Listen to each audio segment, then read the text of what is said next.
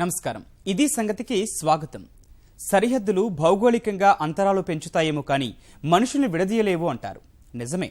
అయితే భారత్పై నిలువెల్లా విషయాన్ని చిమ్ముతున్న పాకిస్తాన్ లాంటి దేశానికి ఇలాంటి సరిహద్దులో లెక్క వారికేమాత్రం అడ్డుగోడ కానే కాదు. ఎన్ని రకాలుగా ప్రయత్నాలు చేస్తున్నా సరిహద్దుల్లో చొరబాట్లకు అడ్డుకట్టపడటం లేదు. ఎలాగైనా భారత్ భూభాగంలో అశాంతి రగల్చి పబ్బం గడుపుకోవడమే ధ్యేయం. అందుకే సాధ్యమైనంత మేరకు ముష్కర మూకల్ని సరిహద్దుల వెంబడి చొరబడేలా చేస్తూ వారికి వీలైనంత సాయం అందిస్తోంది దాయాది పాక్. వేల కిలోమీటర్ల పొడవైన సరిహద్దులో మన భద్రతా దళాలు ఎంత అప్రమత్తంగా ఉన్నా ఎక్కడో ఓ చోట నుంచి చొరబాట్లు చోటు చేసుకుంటూనే ఉన్నాయి. వీటన్నింటికీ పరిష్కారంగా సరిహద్దును మొత్తానికి మూసివేస్తేనే మంచిదనే నిర్ణయానికి వచ్చింది భారత్. ఈ నిర్ణయం ఎంతవరకు ఫలితాలిస్తుంది?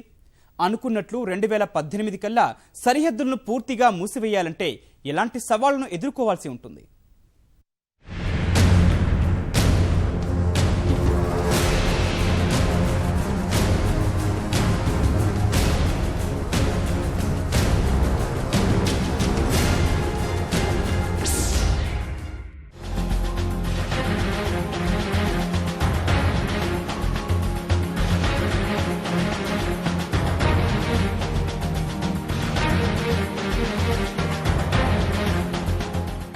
ఉరి ఉగ్రదాడికి తెగబడ్డ ఉగ్రముక్కలు నియంత్రణ రేఖకున్న విద్యుత్ కంచెను నిచ్చెనల సాయంతో దాటినట్లు సైన్యం దర్యాప్తులో తేలింది. కశ్మీర్లోని సలామాబాద్ నాలాకు సమీపంలో కంచెకున్న కొద్దిపాటి ఖాళీ నుంచి ముందుగా ఓ ఉగ్రవాది భారత భూభాగంలోకి ప్రవేశించాడు. అనంతరం పాక్ వైపు నుంచి ఇచ్చిన నిచ్చెన తీసుకుని కంచెపై వేయగా అటు నుంచి వేసిన మరో నిచ్చెన సాయంతో ఉగ్రవాదులు భారత్లోకి ప్రవేశించినట్లు గుర్తించారు. సరిహద్దులో కంచెకు నిచ్చెన వేసి మరీ దాటేస్తున్నారంటే ఉగ్రతండాల బరి తెగింపు ఎలాంటిదో అర్థమవుతోంది. సరిహద్దు భద్రతా దళం నిత్యం గస్తీ కాస్తున్నప్పటికీ జరుగుతున్న చొరబాట్లు సైన్యానికి కంటిమీద కొనుకు లేకుండా చేస్తున్నాయి.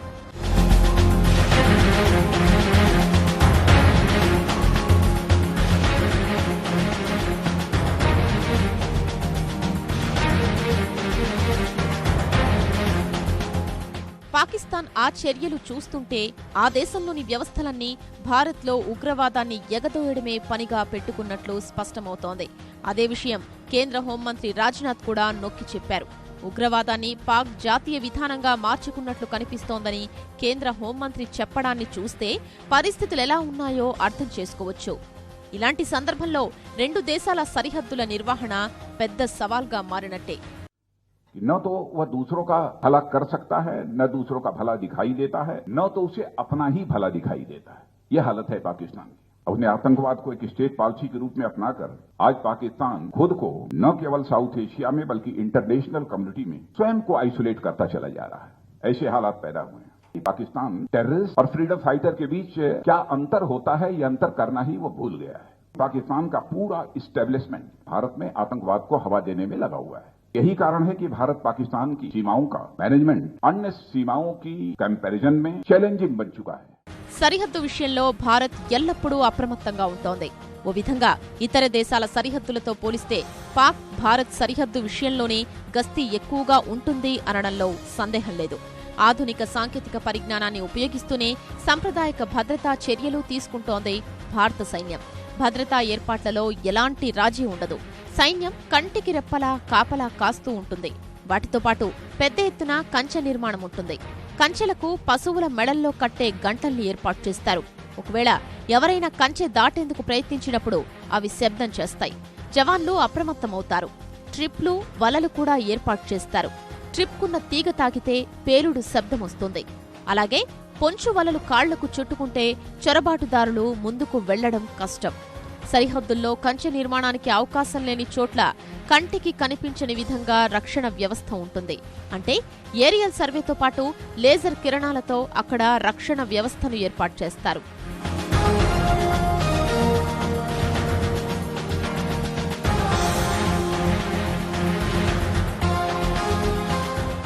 दिसंबर 2018 तक भारत पाक सीमा को पूरी तरह से सील करने का जो फैसला हम लोगों ने किया है, इस लक्ष्य को हासिल करने के लिए जो भी एक्शन प्लान तैयार किया है वह एक्शन प्लान पूरी तरह से टाइम बाउंड है और जो भी इस एक्शन प्लान को हम इंप्लीमेंट करेंगे तो इसकी प्रॉपर मॉनिटरिंग होगी, पीरियोडिकल भी होगी, मंथली भी होगी, क्वार्टरली भी होगी, ताकि हम इस लक्ष्य को निर्धारित समय के भीतर ही हम पूरा कर सकें।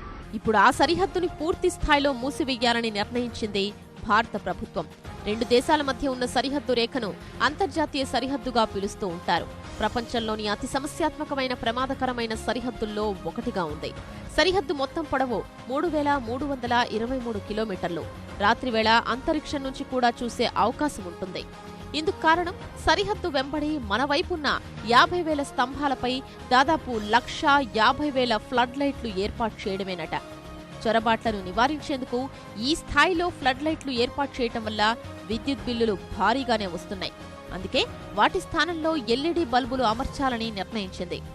ఇవన్నీ ఒకెత్తైతే సరిహద్దు పూర్తి స్థాయిలో మూసేయాలని నిర్ణయించడం మరో ఎత్తు. और एक नया कंसेप्ट आया है बॉर्डर सिक्योरिटी को ध्यान में रखते हुए, बॉर्डर सिक्योरिटी ग्रिड का। इसमें बॉर्डर सिक्योरिटी से रिलेटेड जितने भी स्टेक होल्डर्स होते हैं सभी के सुझाव लिए गए हैं। यह एक नया कंसेप्ट है। संबंधित गृह मंत्रियों ने, मुख्यमंत्री, उप मुख्यमंत्री जी ने, सबने अपने सुझाव दिए हैं। उस आधार पर हम लोग इस बॉर्डर सिक्योरिटी ग्रिड को फाइनल शेप देंगे और उस आधार पर स्टेट्स को गाइडलाइन सेंट्रल गवर्नमेंट के द्वारा जारी की जाएंगे। దాదాపుగా 3,323 కిలోమీటర్ల పొడవున్న సరిహద్దును పూర్తిగా మూసేయాలంటే ఖర్చుతో కూడుకున్న వ్యవహారమే. భౌగోళికంగా ఎన్నో అడ్డంకులు ఎదుర్కోవాలి.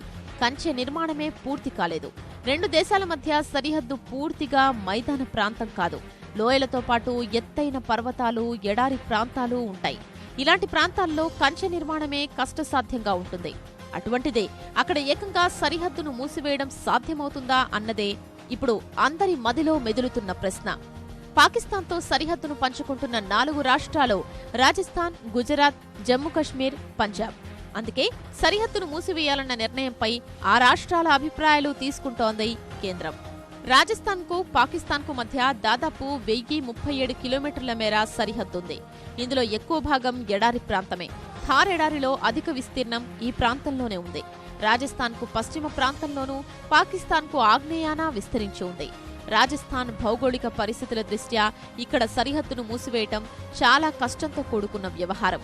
ముఖ్యంగా 233 కిలోమీటర్లు విస్తరించి ఉన్న బార్మెర్ జిల్లా గుజరాత్లోని రణ్ ఆఫ్ కచ్కు ఆనుకుని ఉంది. అక్కడ అధిక భాగం ఉప్పు, గాల్లో కలిసిపోయి ఉంటుంది. అక్కడ ఎక్కువసేపు గడిపితే చర్మం కాలిపోయే పరిస్థితులు ఉంటాయి. వేసవిలో రాజస్థాన్లో ఎండ భరించడం ఎవ్వరి వల్ల కాదు.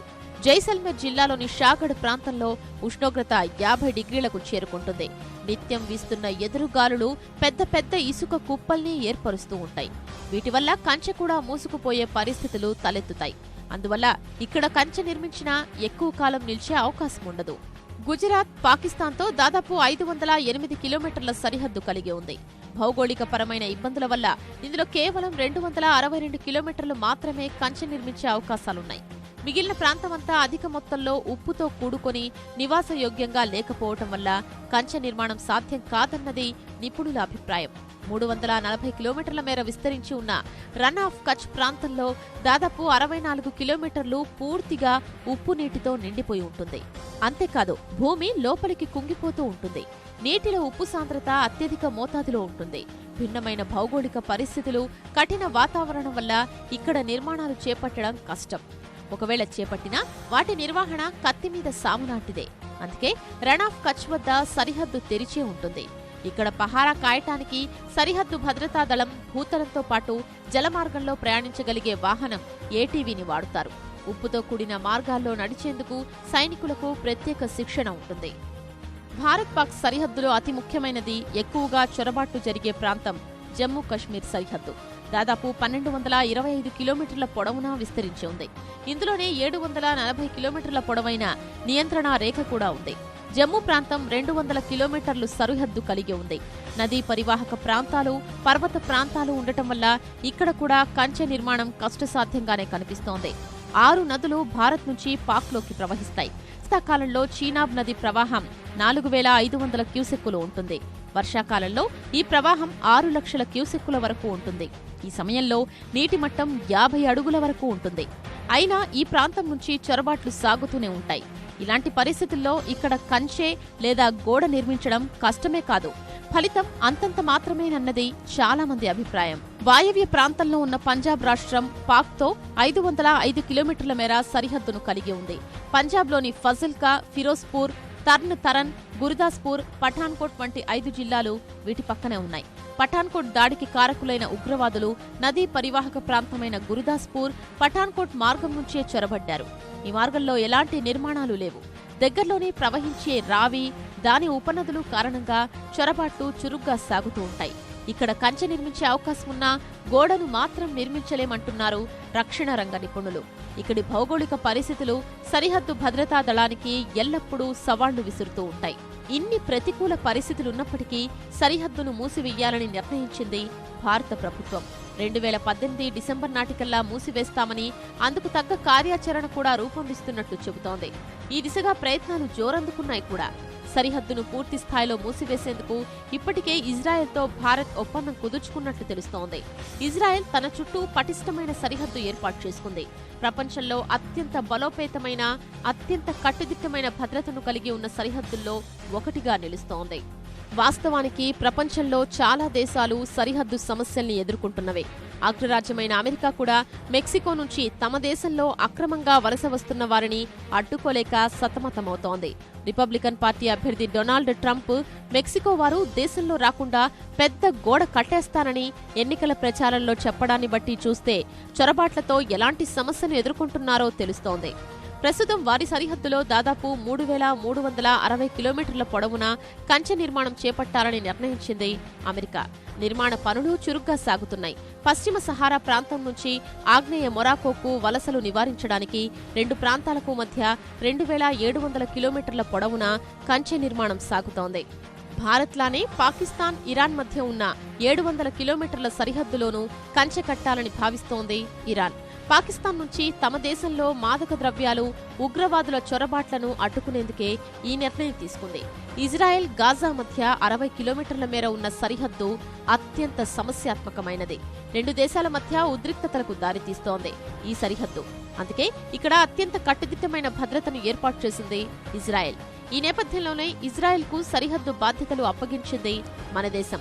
పాక్తో 3,323 కిలోమీటర్ల పొడవైన భూతల సరిహద్దుతో పాటు 740 కిలోమీటర్ల మేర తీర ప్రాంత సరిహద్దును కలిగి ఉంది భారత్. ఈ 2 ప్రాంతాల నుంచి చొరబాట్లు జరుగుతున్నాయి. ఇప్పటికే కంచె నిర్మించిన చోట ఆధునిక సాంకేతిక పరిజ్ఞానాన్ని ఉపయోగించి సెన్సార్లు, సీసీ కెమెరాలు, డ్రోన్లు, రాడార్లు ఏర్పాటు చేసి భద్రతను మరింత పటిష్టం చేయనున్నారు. నిర్మాణాలు కష్టమైన చోట అత్యాధునిక సాంకేతిక పరిజ్ఞానం వినియోగించి చొరబాట్లు నివారించవచ్చని అంటున్నారు రక్షణ రంగ నిపుణులు. అంటే లేజర్ కిరణాలతో రక్షణ గోడను ఏర్పాటు చేయొచ్చు. వీటిని ఛేదించే ప్రయత్నం చేస్తే లేజర్ కిరణాలు వాటిని గుర్తించి పెద్ద ఎత్తున శబ్దం చేస్తాయి. అయితే సీమాంతర తీవ్రవాద కార్యకలాపాలకు అడ్డుకట్ట వేయడానికి సరిహద్దు మూసివేత పరిష్కారం కాదంటున్నారు నిపుణులు. ఈ సమస్యను పరిష్కరించడానికి ఇతర కోణంలో ఆలోచించాల్సిన అవసరం ఉందంటున్నారు.